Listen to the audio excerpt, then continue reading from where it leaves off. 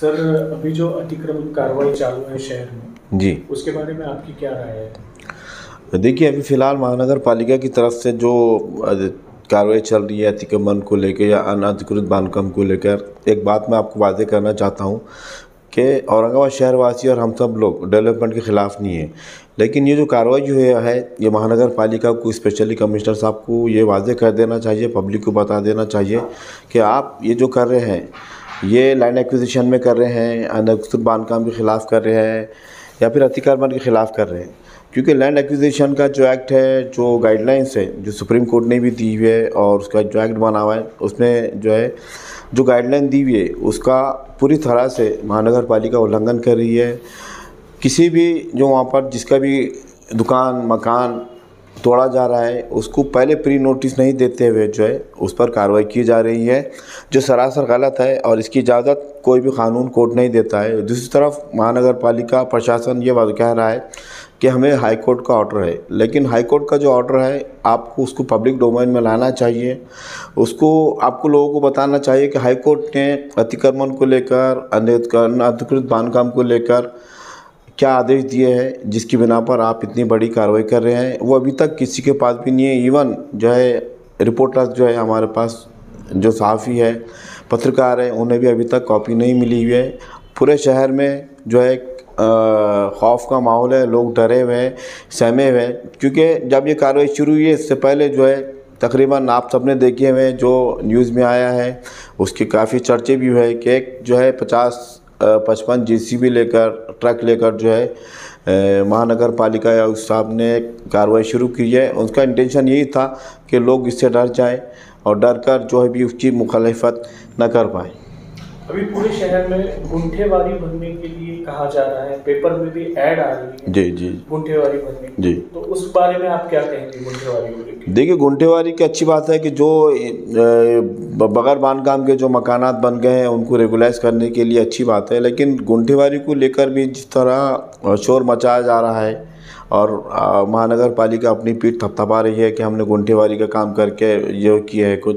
भाई देखिए, गुंठेवारी आप करना चाहिए। गुंठेवारी का ये है कि कम से कम पैसों में ज़्यादा से ज़्यादा लोगों का फ़ायदा हो सके, वो रेगुलाइज हो सके और बाद में जो है वो महानगर पालिका का जो टैक्स है उनके मकान का, दुकान का, वो रेगुलाइज हो सके, महानगर पालिका को उससे इनकम हो सके। लेकिन महानगर पालिका को उसमें जो है थोड़ी रियायत देनी चाहिए लोगों को उसमें।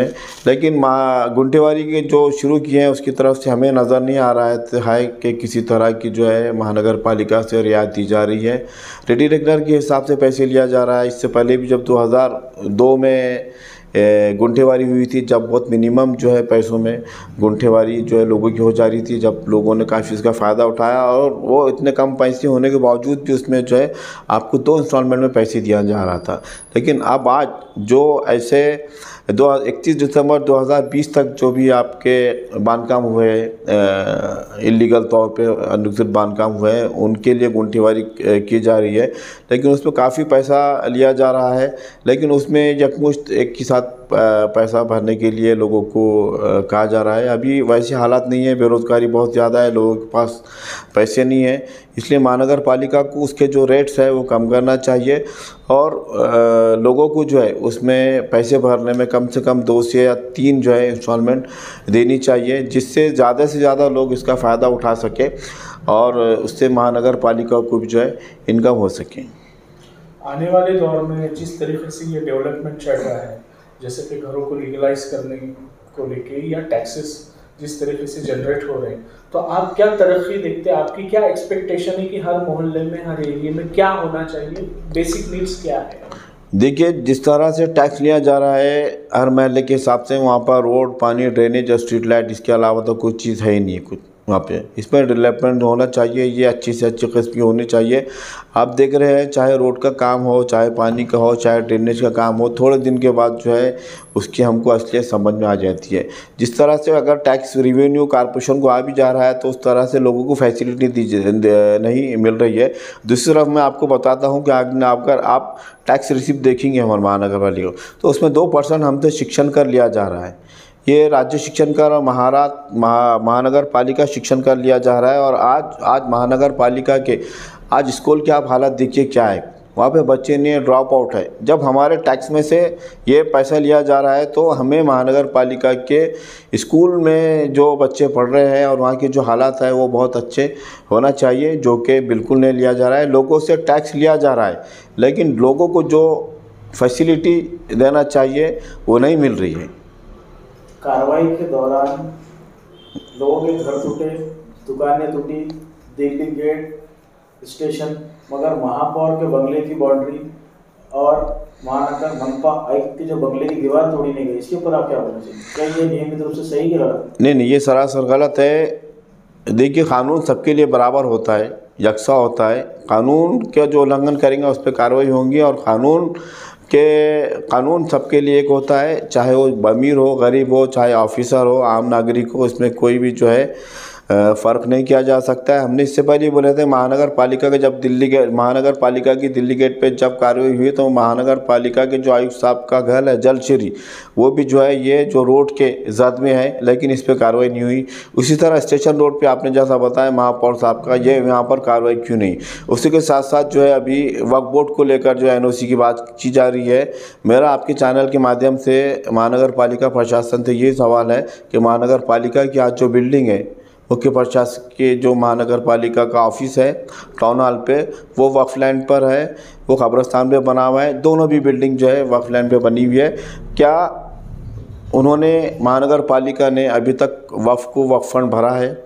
या फिर वहाँ पर जो डेवलपमेंट हो रहा है वहाँ पे नई नई बिल्डिंग बन रही है। अभी आप देखेंगे महानगर पालिका की जो मेन बिल्डिंग है उसमें आप गए तो राइट साइड में जो है वहाँ पे कभी कंस्ट्रक्शन हुआ है। क्या महानगर पालिका ने वक्फ बोर्ड से NOC ली है उसकी? अगर नहीं ली है तो फिर आप लोगों को क्यों मजबूर कर रहे हैं कि भाई आप वक्फ बोर्ड से जाकर NOC लो और उसके बाद काम करो? जब आप NOC नहीं ले रहे तो लोगों को क्या मैसेज जाएगा? कानून सबके लिए है। महानगर पालिका को जो है कानून का आदर करना चाहिए, उसका उल्लंघन नहीं करना चाहिए। अगर महानगर पालिका ही उसका उल्लंघन करेंगे तो लोगों पर क्या असर जाएगा? तो दूसरी तरफ आप इस तरह से जो है उल्लंघन कर रहे हैं और दूसरी तरफ लोगों से तवक्का रख रहे हैं।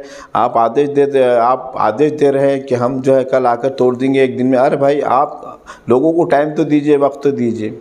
आप 24 घंटे का भी टाइम नहीं दे रहे हैं, लोगों को खाली करो बोले तो ये सरासर जितना भी कानून है, चाहे लैंड एक्विजिशन के रहेंगे, अतिक्रमण निकालने की, इसकी सरासर जो है खिलाफ वर्जी की जा रही है, इसका उल्लंघन किया जा रहा है, जिससे महानगर पालिका को रुकना चाहिए। आप लोगों को विश्वास में लीजिए, कॉन्फिडेंस में लीजिए। लोग बिल्कुल अर्थव्यवस्था निर्माण नहीं करेंगे। अगर आप विश्वास में नहीं लेंगे तो लोग जो है बगावत पर आमादा हो जाएंगे। आज जो मूवमेंट चल रहा है, क्या आप समझते हैं कि ये मूवमेंट के अंदर कहीं ना कहीं धांधलीबाजी भी हुई है? हाँ, देखिए, उससे धांधलीबाजी से इनकार नहीं किया जा सकता। वहाँ पे कुछ है इमारतें जहाँ पर कार्रवाई होनी चाहिए थी, वहाँ पर जो है कार्रवाई नहीं हुई। उसको छोड़कर दूसरा जो है जो उसकी जद में नहीं है वहाँ पर भी जो है कार्रवाई की गई है। पुराना जो है DP प्लान था उसके हिसाब से लोगों को परमिशन मिली, उन्होंने कंस्ट्रक्शन किए। लेकिन अभी जो हो रहा है कि नया जो DP प्लान है उसमें चेंजेस आए हुए हैं और वो फाइनल नहीं हुआ है। फाइनल नहीं होने से पहले महानगर पालिका उसके हिसाब से जो है नए DP प्लान के हिसाब से कार्रवाई नहीं कर सकती है।